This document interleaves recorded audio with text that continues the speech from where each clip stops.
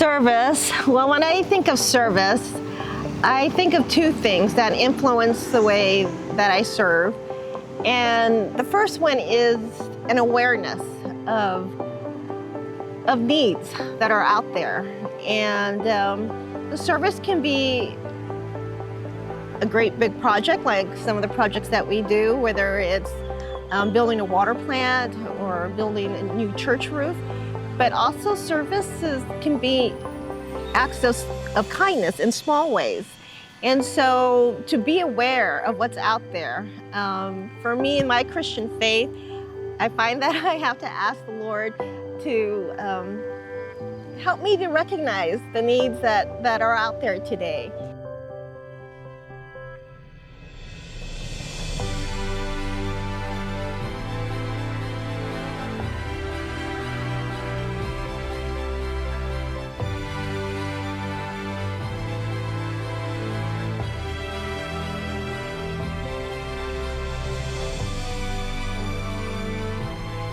Or me stopping in the middle of traffic with cars behind me and kind of blocking their way so they can't go around me because there's all these people that need to cross the street, you know, and I think that's service also, you know, it's you do what you can for others.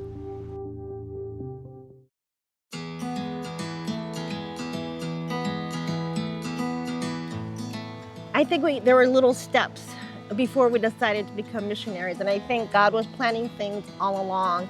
And the first thing was we were asked to host international students at our home. And so we had students from Italy, from Japan, and one from Hong Kong. And then we went on a mission trip with our church to Yucatan. And that was We were chaperones. We were chaperones for a youth team. And that just really opened our eyes to, the body of Christ everywhere, not just in our neighborhood, but what other churches are doing. And we were just so blessed to be able to help the church in Chapav. And to this day, they remain like some of our best friends. So little steps prepared us for this. And so when our home church put the announcement, have you ever thought about becoming a missionary? Come to this conference.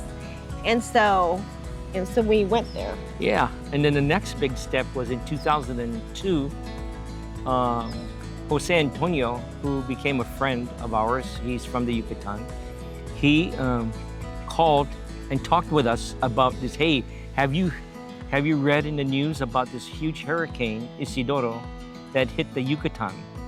And we didn't know anything about it. So we called and decided, I decided to volunteer to go for 3 weeks to the Yucatan to help the people that had, for relief from the Hurricane Isidoro in 2002. And on that 3 weeks, on the very last day, David Lectors, known as Don Vito, he challenged me. He said, Byron, Bruno, they call me Bruno, we instead of building houses for the millionaires and designing houses for millionaires, why don't you consider becoming a missionary and building houses for the poor? A good way to end this is to mention that when we first started 22 years ago, we promised that we would be missionaries for 5 years. And that was 17 years ago. And when that came upon, both of us looked at each other and we said, we cannot leave.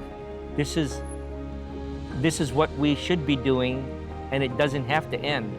So, it went from 5 to 22 years, and it's going on forever. So that's it.